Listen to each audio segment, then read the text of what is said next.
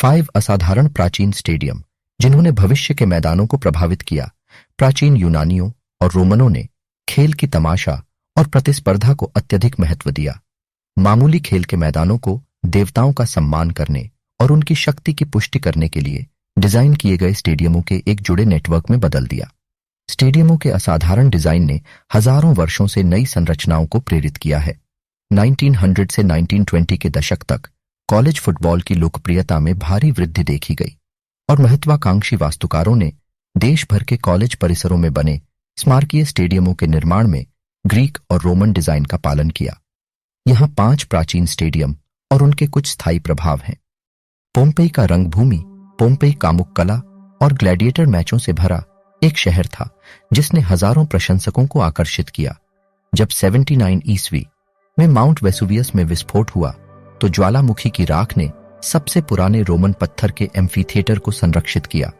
जैसा कि Joan berry ने द कंप्लीट पोम्पेई में लिखा है, छोटे अंडाकार अखाड़े का आंतरिक भाग विषयगत भित्ति चित्रों से भरपूर था जो जंगली जानवरों के शिकार जैसे कि एक भालू एक बैल से लड़ रहा है और युद्ध को दर्शाता है। बाहरी भाग में कई अनोखी समलंबाकार सीढ़ियां हैं जिनमें से प्रत्येक 6 मेहराबों द्वारा समर्थित है जो शीर्ष तक जाती है।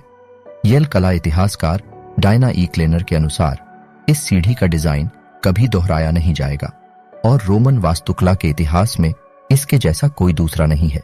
1914 में खोले गए येल बाउल ने एक विशाल मिट्टी के अंडाकार की खुदाई करके और नवगठित पहाड़ियों में सीटों का निर्माण करके पोम्पेई के एम्फीथिएटर की नकल की। येल एलुमनी मैगजीन के अनुसार इंजीनियरों ने मैदान को इस तरह डिजाइन किया है कि 15 नवंबर को दोपहर 3 बजे छोटी धुरी सूरज की ओर इशारा करती है। इस प्रकार जब येल प्रिंसटन और हार्वर्ड के खिलाफ अपने बड़े खेल खेलता है तो किसी भी फुटबॉल खिलाड़ी को सूरज की ओर देखने की जरूरत नहीं होगी। रोमन कॉलिजियम प्राचीन रोम के स्पंदनशील केंद्र में स्थित कोलोसियम को पूर्व सम्राट नीरो के खंडहर महल के शीर्ष पर बनाया गया था और प्रत्याशित खेलों की एक श्रृंखला के साथ 80 ईस्वी में खोला गया था। यह कैपुआ के पहले और थोड़े छोटे एम्फीथिएटर से प्रेरित था जहां गुलाम स्पार्टाकस ने विद्रोह शुरू किया था जिससे तीसरा सर्वाइल युद्ध शुरू हुआ था। कोलोसियम के शानदार डिजाइन ने पूरे क्षेत्र में दर्जनों वोमिटोरिया या खुले स्थानों के साथ भीड़ के प्रवाह को कुशलतापूर्वक प्रबंधित किया। निर्दिष्ट अनुभागों ने अभिजात वर्ग को अपने निजी गलियारों में प्रवेश करने, बाहर निकलने और घुलने मिलने की अनुमति दी। जमीनी स्तर पर दुकानों और स्टॉलों के लिए अनुभाग थे। स्टेडियम में पाइप भी लगे होते थे जो कभी कभी मूर्तियों में छिपे होते थे जो दर्शकों को अक्सर शराब में डूबे केसर से बने इत्र से भिगो देते थे। 1922 में ओहियो राज्य द्वारा अपना नया हॉर्स शू स्टेडियम खोलने से पहले वास्तुकार हॉवर्ड ड्वाइट स्मिथ ने अपने डिजाइन में रोमन प्रभावों के बारे में लिखा था। पूरे स्टेडियम के बाहरी हिस्से में घूमने वाला विशाल ऊपरी डेक सीधे कोलोसियम की अपनी शीर्ष कहानी, इसकी छोटी चौकोर खिड़कियां और इसके लगे हुए स्तंभ से उधार लिया गया था। इसके अतिरिक्त स्मिथ ने उत्तरी छोर पर अपने प्रसिद्ध कोफर्ड अर्ध गुंबद प्रवेश द्वार के साथ पैंथियन को प्रतिध्वनित किया। हालांकि ओहियो स्टेडियम में अलग अलग सुगंधित धुंध की सुविधा नहीं है। डेल्फी का स्टेडियम डेल्फी का रहस्यमय स्थल एक भव्य पर्वत श्रृंखला के बीच स्थित प्राचीन यूनानी संस्कृति का ओम्फालोस या केंद्र था और अपोलो और एक रहस्यमय दैवज्ञ के पंथ के आसपास केंद्रित था। डेल्फी के स्टेडियम में पाइथियन खेलों के हिस्से के रूप में फोर्ट्रेस का आयोजन किया गया था और पुराने और अधिक प्रतिष्ठित ओलंपिक के विपरीत महिलाओं को कुछ स्पर्धाओं में प्रतिस्पर्धा करने की अनुमति दी गई थी। स्किडमोर कॉलेज में व्यायाम विज्ञान के प्रोफेसर जेफरी सेग्रेव कहते हैं, डेल्फी का पत्थर स्टेडियम ओलंपिया से कहीं बेहतर है। डेल्फी में बैठने की व्यवस्था काफी उल्लेखनीय है। सीटों की 12 पंक्तियां गणमान्य व्यक्तियों के लिए विशेष सीटें सभी सीढ़ियों से विभाजित हैं। ओलंपिया के साधारण पृथ्वी तटों की तुलना में डेल्फी एक वास्तविक एथलेटिक स्थल जैसा दिखता है। जब स्टैनफोर्ड यूनिवर्सिटी ने 1921 में अपने नए स्टेडियम की योजना बनाई तो उन्होंने मिट्टी का कटोरा बनाकर लागत को उचित रखा, लेकिन इसमें एक अनूठी विशेषता भी शामिल की। कटोरे के एक हिस्से को खोदी गई नाली द्वारा तोड़ दिया गया था ताकि कटोरे से सीधे दूर जाने वाले एक लंबे ट्रैक को समायोजित किया जा सके। स्टैनफोर्ड बूस्टर ने डेल्फी के स्वयं के डिजाइन से समानता की ओर इशारा किया जो पहाड़ी से होकर गुजरता था। सर्कस मैक्सिमस सबसे बड़े सर्कस मैक्सिमस की रथ दौड़ ने 2 लाख से अधिक दर्शकों को सस्पेंस में डाल दिया, क्योंकि टीम के रंगों में सारथी 2000 फुट लंबे रेत ट्रैक के चारों ओर दौड़ रहे थे।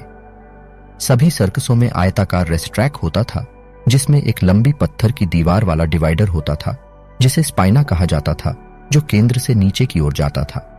स्पाइना विभिन्न स्मारकों और मूर्तियों से सुसज्जित था, जिसमें एक मिस्र का ओबेलिस्क भी शामिल था, एक लंबा 4 तरफा पिरामिड से ढका हुआ स्मारक। विशाल ओबेलिस्क ने रोम की शक्ति और व्यापक पहुंच को दर्शाया। रोम के विभिन्न सर्कसों ने एथलेटिक कार्यक्रमों, ग्लैडिएटर मैचों और जानवरों के शिकार की भी मेजबानी की। 1903 में हार्वर्ड का नया कंक्रीट स्टेडियम अपने समय के सबसे बड़े कॉलेजिएट स्टेडियम के रूप में खुला। यह उस युग के दौरान था जब अन्य स्कूलों में मैदान में जर्जर लकड़ी के ब्लीचर लगे होते थे। डिजाइन एक प्राचीन रोमन सर्कस जैसा था और कॉलेज फुटबॉल पर हार्वर्ड के प्रभाव के कारण अन्य लोगों ने इस पर ध्यान दिया। 1920 के दशक के स्टेडियम बूम के दौरान दर्जनों स्कूल हार्वर्ड के नक्शे कदम पर चले। जैसा कि माइकल ओरियार्ड किंग फुटबॉल में लिखते हैं, बूस्टर और स्पोर्ट्स राइटर्स ने कॉलेज फुटबॉल को अत्यधिक शास्त्रीय संकेत, ग्लेडिएटर्स के रूप में फुटबॉल खिलाड़ी, सर्कस मैक्सिमस के रूप में स्टेडियम, ग्रीक और फारसी सेनाओं के रूप में प्रतिस्पर्धी टीमें के साथ जोड़ा।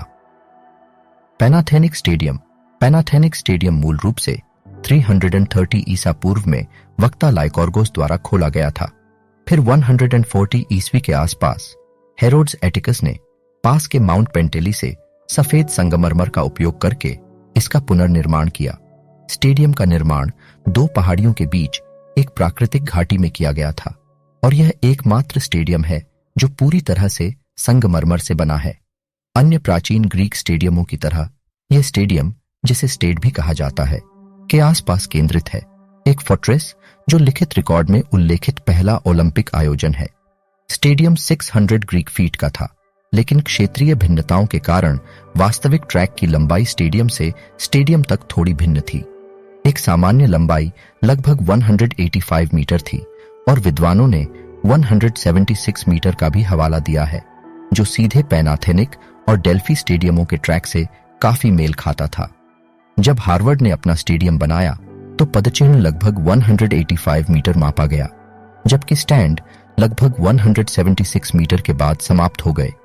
पैनाथेनिक स्टेडियम के लिए एक जानबूझकर मैच कॉलेज फुटबॉल को इतिहास के महान प्राचीन स्टेडियमों से जोड़ने के एक तरीके के रूप में बनाया गया था।